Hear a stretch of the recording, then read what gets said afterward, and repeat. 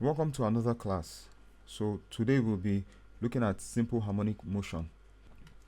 Okay, so simple harmonic motion is the periodic motion of a body or particle along a straight line such that its acceleration is always towards a fixed point in that line and it's proportional to its displacement from that point. Okay, so it can also be referred to as the motion in which the object moves to and fro along a line. This movement is controlled by a restoring force. Okay, so if you look at these two objects here, all right, they are independent of themselves. Okay, now this one is more like the movement of a pendulum. Okay, so consider that this object has a cord here attached to probably a roof or something, and it's just dangling. All right, so that's what this motion represents. So it's more like the motion of a simple pendulum. So you see it's periodic. Okay, you can also see this one is periodic, same thing, just a to and fro movement of an object. So when we say it's periodic, we mean it's occurring at intervals. So it's a continuous motion occurring at a certain interval. Okay, so it's a periodic motion and its acceleration is always towards a fixed point. All right, so you see this is an example of what simple harmonic motion is. But then we have other examples. Okay, so the first one is the motion of the string of a musical instrument. So if you have something like a guitar, when we pluck it, okay, the vibration of the string, the back and forth vibration of that string is an example of simple harmonic motion. So we have the shock absorber of a car. The shock absorber acts like a spring. Okay, so it has the ability to be compressed and also has the ability to extend. So its motion is just in that form, which is simple harmonic. Okay, we have the vibratory movement of the eardrum, we have the spring mass system, okay, and we have an oscillating pendulum. Okay, so the spring mass system is something similar to this. The motion is something similar to this, where you have like a spring, okay, attached to a roof and then a mass on it. If you pull on the string downwards and let go, you will see it to bounce off like this. It will bounce off like this. So that's what we mean by the spring mass system. Then an oscillating pendulum, that's this one, this kind of motion. You have a cord attached to the roof and it's dangling. Okay, so that's the oscillating pendulum. So oscillatory motion is a general term for periodic motion, while simple harmonic motion is the simplest type of a periodic motion. Okay, the umbrella term for periodic motion is oscillatory motion. So simple harmonic motion is an oscillatory motion. Okay, it's just a type of the oscillatory motion and it's the simplest type there is. Okay, so let's consider useful terms in simple harmonic motion.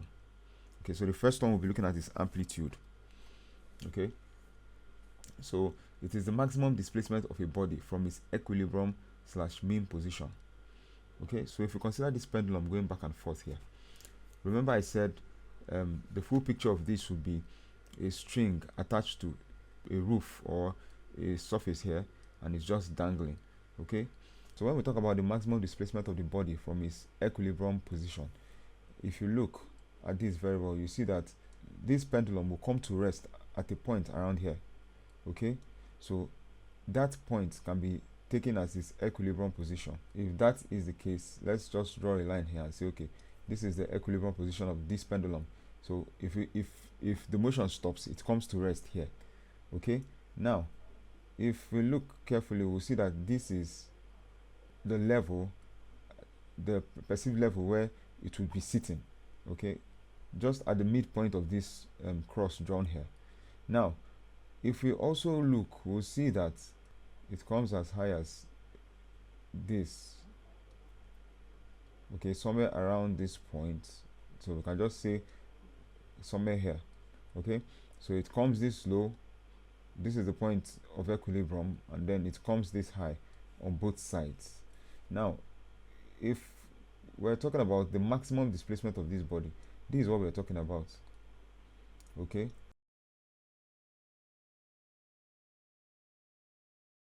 okay, so let's move on. We have the period. The period is the time taken by the body to complete one oscillation about its mean position. So let's start from here. We go down and come back. This is one full oscillation. We go down and then we come back. This is one full oscillation. Okay, so the time taken for the body to complete this movement of to and fro is the period. All right. In other words, I can say the time it takes for it to move from a starting position and back to that starting position. So from here, and then back to the starting position is one oscillation. Okay, so the time it takes to make that to and fro movement is what we call the period. So the period is represented mathematically as T over N, where T is the time and N is the number of revolution or the number of oscillations it undergoes. Okay, so if we want to get the period, we can just record the time it takes this object to continue its motion and finish, and then find out how many oscillations it did. So we divide that full time by the number of oscillations, and we're going to get the period. Okay, so the next one is frequency. It is the number of oscillations the body makes per unit time. Okay, so you can say the number of oscillations it makes in a second. Okay, so that's the frequency, and the frequency is 1 over the period, relating uniform circular motion to simple harmonic motion.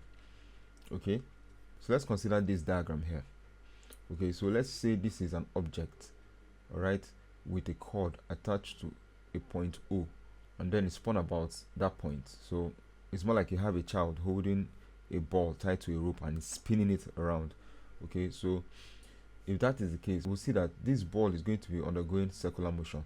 If we project this ball's position to the x-axis of this diagram, we'll find out that this point Q, where that projection is made, is going to be undergoing simple harmonic motion throughout the motion of this ball. So that is replicated here on the side. So we can see as this ball moves around, that point just goes back and forth, back and forth.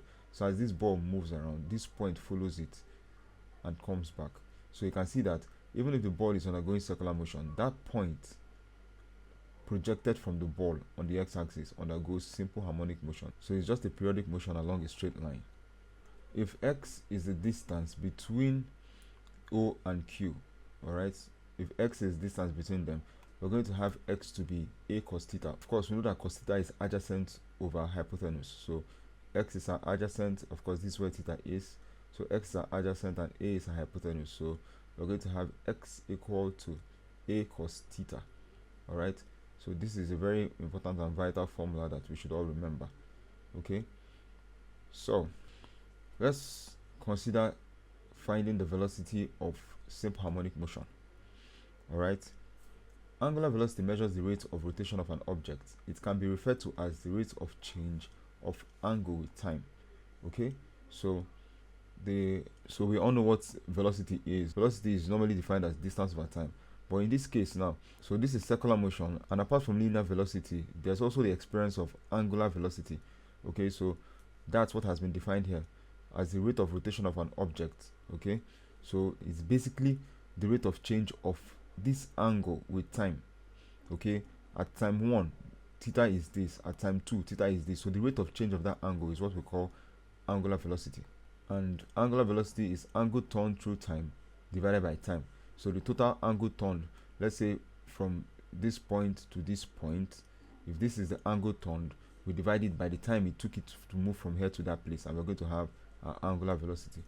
Okay, so we also need to note that theta is measured in radians. Okay, and that 2 pi rads is obviously 360. Okay, so if t is equal to the period, that's the time for one cycle. Okay, and one cycle is 360 degrees or 2 pi rads. What's our angular velocity going to be? Our angular velocity is definitely going to be the angle turned through time, which is 360 degrees, because we are looking at one full cycle. Okay, so it's going to be 2 pi rads divided by the period.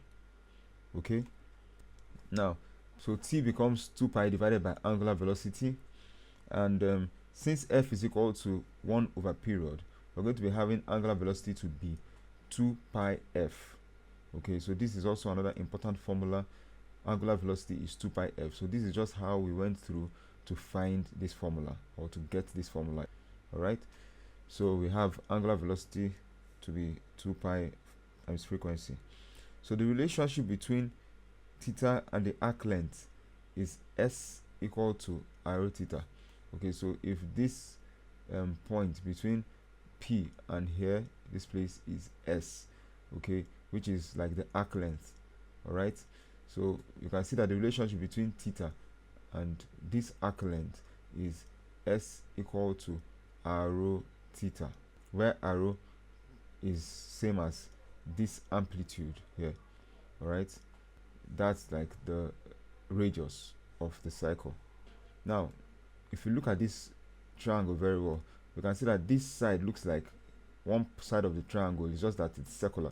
So sine theta, okay, is approximately theta in rads. Okay, as long as this angle is small, okay, sine theta is approximately theta in rads. So if you look at this, we see that sine theta is opposite of hypotenuse, and so if this is our opposite, if you take this S to be our opposite, then we're going to be having opposite equal to r rho, that's this part, or a sine theta. But since sine theta is approximately theta in rads, so we can eliminate the sign and have S equal to r rho theta. Okay, so if we bring that into the equation, if we bring that into this formula we had here for angular velocity, then we'll have angular velocity is equal to theta over t. Theta is same as S over r, so we have S over r over t, and then we have S over t times 1 over r. Okay, so we can see that S over t represents the linear velocity of the particle, which is more like distance over time. This S is just the arc length. Okay, so like length divided by time, it's more like the linear velocity of the of this object in motion. So if we bring that into the equation, we have angular velocity equal to velocity, linear velocity times 1 over r. Okay, and then we're going to get that angular velocity is v over r, which is same thing as v equal to angular velocity times r, and our r can be replaced with the amplitude. So let's remember these two. It's another important formula. Okay, so if we come up here and we draw a straight line this way, okay, if we draw a tangent, okay, to this circle in this direction, and then we have another line this way, all right, okay, so this is our v, our linear velocity, okay, our assumed linear velocity, and this is, we take this to be v max, all right, vm. Okay, we can write the full. Okay, now if we complete this, okay, like a right angle triangle, you see that we have this place as theta. This angle is equivalent to this angle here. Okay, so we see that this triangle formed here and this one here are similar triangles. Okay, so that's what, so if we project, if we draw these out separately like we have here on the slide, so you see this is this one where we have our radius here, or the amplitude, we have x, okay, which is this OQ. Then we have this side, which is the opposite. Of course, remember from Pythagoras theorem, where it says a squared is equal to x squared plus this side squared. So if we want to find this side, it means we're going to be having a squared minus x squared. All right, so we find the square root of both sides so that we can get to remove the square sign on this side. Okay, so if we try to solve that, you see this is what you get for this side. All right, so bringing this one down here, this one down here, we have angle theta here, then we have this to be our v max, and we have this other one to be v. Okay, now we will see that v over v max is same as a squared minus x squared all over a.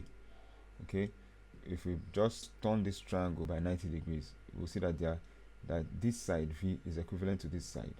V max is equivalent to the amplitude. Okay, so if you have v over v max to be the same thing as root a squared minus x squared all over a. If we try to simplify this, of course, we know we had gotten previously that omega times a is equal to v. So if we want to take out this v here, because we have a on this side, if we bring this a to this side, we're going to have having a over v max, and a over v is going to give us 1 over angular velocity. Okay, remember we have v equal to angular velocity times amplitude. So angular velocity is obviously linear velocity divided by amplitude. So if we have amplitude divided by linear velocity, it means we're having 1 over angular velocity, which is this here. So Vmax occurs at x equal to 0 at this point. So once this ball gets to this point, it's at the maximum velocity. Okay, it experiences maximum velocity at this point here, while Vmin occurs at x equal to a. So once this guy comes to this point, it's at its lowest velocity, then it moves again, crosses here with the highest velocity, and then it drops. Okay, so basically this is another formula derived, and it's very important that we can understand or know that linear velocity divided by angular velocity is equal to the square root of the amplitude squared minus the x minus x squared. X is the distance it is away from the origin on the x-axis. So let's look at linear acceleration. Okay, so remember this triangle we just finished looking at from the last slide. All right, so we know that from this triangle we had deduced that x is equal to a cos theta. Of course, x divided by a is equal to cos theta. All right, so it's the same thing written like this. Okay, now we know that theta is equal to omega t, that's angular velocity times time. Okay, so our formula can change to as x equal to amplitude cos omega t. Okay, so for us to get linear velocity from this formula, we'll have to differentiate it, and to get linear acceleration we'll have to differentiate the linear velocity we got to get linear acceleration. Don't forget, we are trying to get the linear acceleration of that object in circular motion. Okay, so if we since we have this formula, we get to find the derivative. We get to differentiate it to get the velocity, then we differentiate velocity to get the acceleration. So let's do that. If we do that, dx dt, okay, which is v, would give us minus omega a sine omega t. Okay, this is simply done by using the function of function. Okay, so you see that omega times t is a function on its own, and then we have cos omega t as another function. So we use the function of a function method to solve this, and then we have minus omega a sine omega t. Of course, when you differentiate cos, you have negative sign. All right, and when we differentiate sine, we have cos. Okay, so that's why you see we have negative omega a sine omega t here. Okay, so we move on to differentiate this velocity to get the acceleration. If we differentiate it, of course, we're going to have minus omega squared a cos this time. Okay, because when you differentiate sine, you have cos omega t. Okay, so since x is equal to a cos omega t, we have a to be equal to minus omega squared x. Okay, so this a cos omega t here is replaced by this x, because x is a cos omega t. So we have our acceleration as minus omega squared times x. The negative sign points to an important characteristic of the simple harmonic motion, and that's that acceleration moves towards the center of motion. Okay, while the displacement x is measured from the center outwards. Okay, so you see the force causing the acceleration and the acceleration itself are both in opposite direction to the displacement, which is their effect. The period of simple harmonic motion can be gotten from omega over t. Okay, that's another formula to note. Okay, so angular acceleration is the rate of change of angular velocity, and it's expressed in radians per second squared. Okay, so we of course remember angular velocity is the rate of change of the angle with time. Okay, all right, now we are saying that angular acceleration is the rate of change of that angular velocity, okay, with time. So the relationship between the linear and angular acceleration is derived by this formula. Angular acceleration is changing the change in angular velocity divided by time required. So of course that's from the definition up here. So what we do next is we bring out the change in the angular velocity, which is angular velocity 1 minus angular velocity 0. Okay, so the angular velocity at point 1 and that's at point 0 divided by time. Okay, so we know that angular velocity is equal to v over r, Okay, so we bring that into the equation. We're going to have angular acceleration equal to v1 minus v0 divided by rt. Okay, so we've replaced these omegas with v1 and v0. So if we look at this carefully, we'll see that this represents linear acceleration because this is linear velocity. So linear velocity at one point, subtracting that from another point, divided by t is acceleration, okay, which is change in velocity over time. So we have 1 over r times linear acceleration, which gives us a equal to linear acceleration over r. Another very important formula to note. So all these equations are going to be very useful to us while we're trying to solve problems on simple harmonic motion and at the same time problems on circular motion. Okay, so let's look at the simple pendulum now, and let's see if we can get equations or formulas that can help us solve equations or questions on simple pendulum. Okay, so if you consider this diagram on our screen, we can see that this point in dashed line is the equilibrium position for this simple pendulum. So if we move it or displace it by a certain distance and then take our hands off, it begins to swing back and forth, begins to undergo a periodic motion from side to side. Okay, so this motion is basically controlled by gravity. So the force pulling the mass to its equilibrium position is mg sine theta, and that's because if you look, we see that the mass of this body is pointing downwards here. So this is a component of the effect of the weight pointing downwards, all right, because the part of the weight that is useful for this motion is the one pointing in this direction that pulls the ball in this direction, with that component that pushes it in this direction, okay, which is mg sine theta. Since we know that force is equal to mass times acceleration, we can see here that F, the force which influences this motion, is mg sine theta. We have a minus sign here to show that, of course, it is being pulled inwards. Okay, so we have F equal to minus mg sine theta. Okay, if theta is small, of course, I had said it previously that sine theta would be approximately theta in rads per second. So we can say here that A can be represented by g theta, okay, instead of g sine theta, because of this expression here. Sine theta is approximately theta, but in rads. Okay, so if we have this already, then we have that theta is equal to x over L. Okay, so if we draw this line here, we'll draw a line connecting these two here, we'll see that this is more like a right angle triangle with L as our hypotenuse and x as our opposite. So theta here gives us x over L. All right, so we know F is ma already, and ma is equal to mg theta, so we can have this as mg x over L. Okay, we now finally get a formula for acceleration to be minus gx over L. This is the formula you use to find the acceleration of the simple pendulum. Okay, all right, so from previous findings we have that acceleration is minus omega squared x. Okay, so since we had this expression previously, we can compare it with what we have now for the simple pendulum, and we'll find out that omega squared for the simple pendulum is g over L. Okay, because you can see that these two are very similar equations. Okay, so omega squared here is represented by g over L, okay, which is what you see here.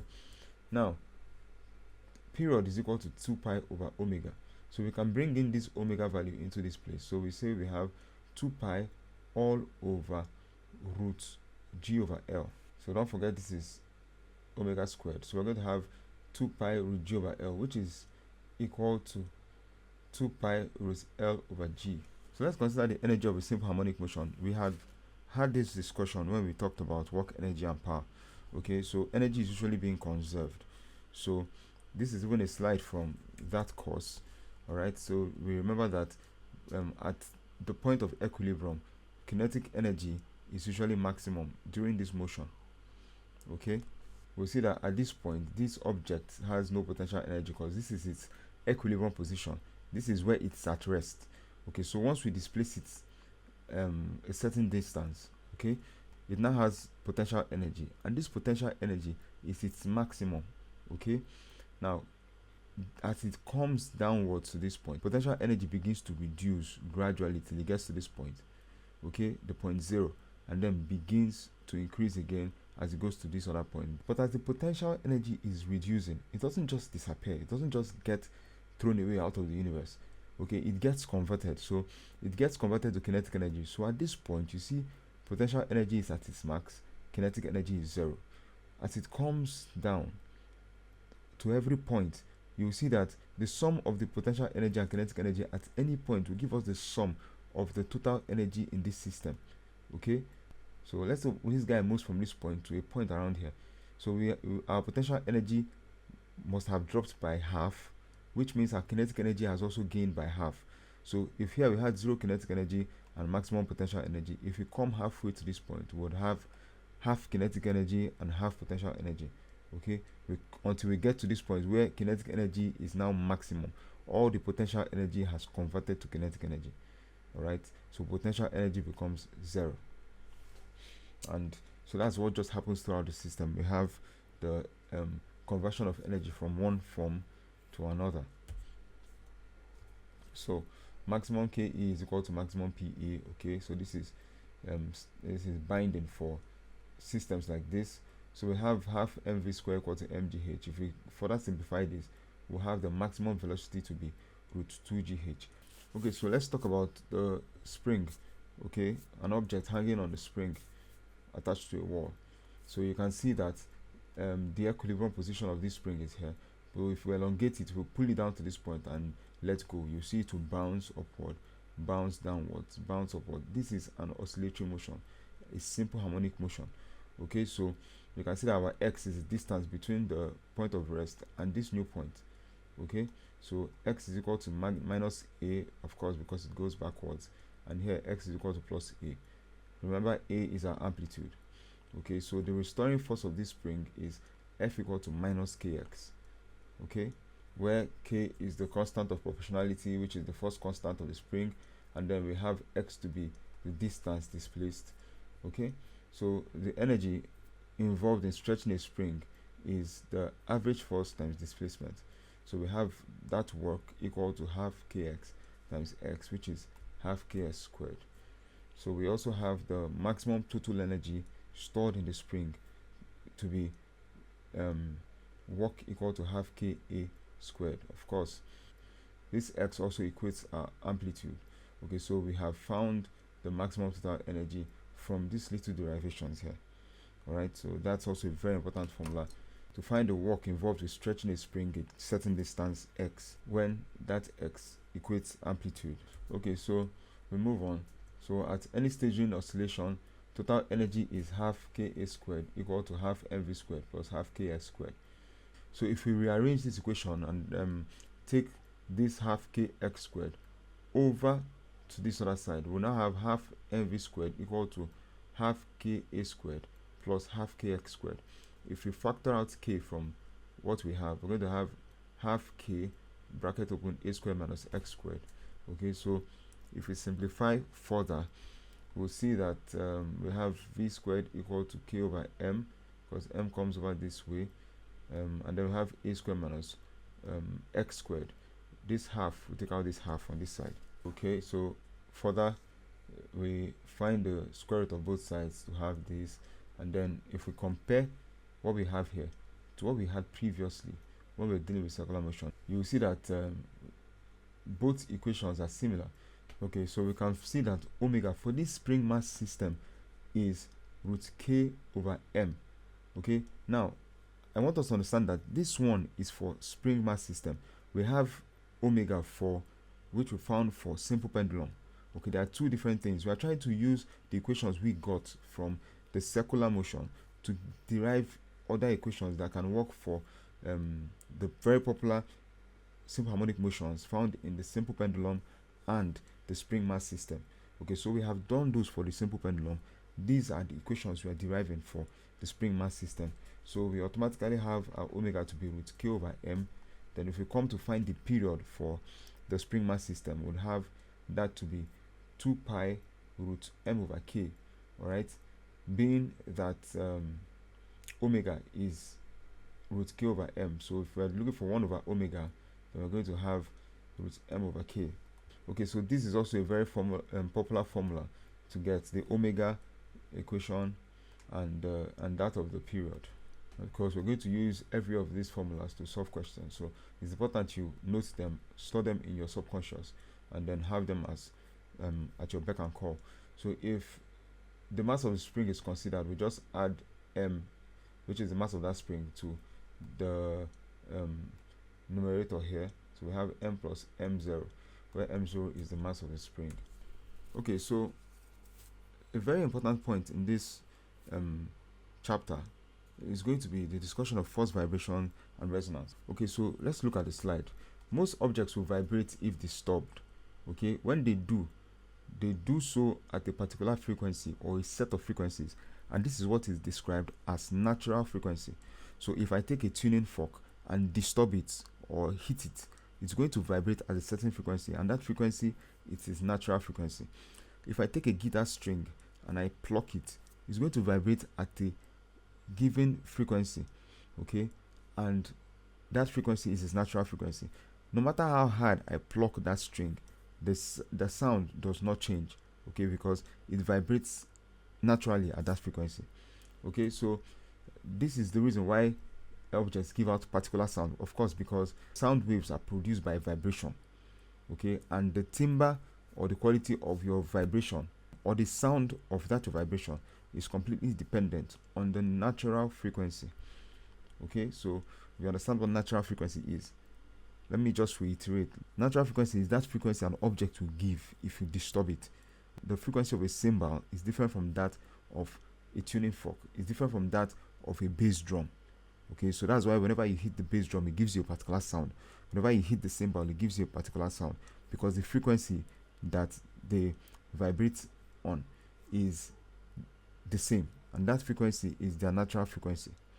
So the vibration of that body, when you hit that snare drum or you hit the bass drum, that vibration is called a free vibration, because that vibration has no external force influencing it. So it just takes you to hit it. Once you hit and you stop hitting it, it begins to vibrate and produce that sound. Okay, so if there's no influence trying to maintain that vibration, okay, it's a free vibration. So free vibration can be defined as vibration in which a body vibrates at its natural frequency after being disturbed or set into motion without any external influence. There will be no external influence. So that's the definition of free vibration. Now, if we look closely at this, we can see that we have sine waves sort of here. So this sine wave represents the simple harmonic motion, but then we can see that we have amplitude from this line to this point. Okay, so this is actually our amplitude A. All right, so that's we have from this point down to this point. Okay, so for free vibration, we can see that this amplitude remains the same. Okay, is not distorted or compressed in any way, so the amplitude just remains the same. Now that's for an ideal situation, but we know that normally if you release an object, if you release the pendulum bulb, okay, and it starts rotating, it will come back to rest. It will slow down and come back to rest, and that's because of the term called damping. Okay, because it gets damped by frictional force from the air in contact with it, and other forces that will resist the motion of that pendulum bulb. So in that case, you can't have a diagram like this normally for a real life experiment. Okay, you're going to have it somehow like this, because you see once it starts diminishing in amplitude. That's to show you that this is damped. Okay, because it brings the whole velocity thing to a stop. All right, so that's what we refer to as damping. Okay, so let's look at force vibration. Force vibration can be defined as vibration driven or sustained by an external periodic force. So in force vibration, it might be, remember we said for the free vibration, you start, an external force begins that motion, but lets go and let it continue its motion itself.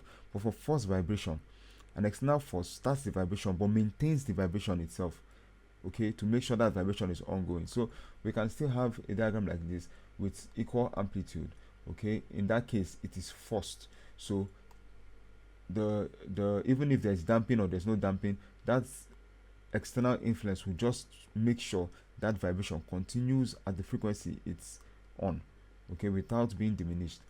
So that's what force vibration does. An example is the vibration of a building by a working machinery. So you have this heavy duty equipment close to your house and it's operational. Now as it vibrates, it's going to force your building to vibrate with certain frequencies, okay. So the same thing happens with loud music. When you're playing loud music and you have these low sounds coming from your woofer, they have the ability to vibrate some parts of your house, maybe your curtain rail, your probably your door, okay. So that's force vibration. So let's look at resonance.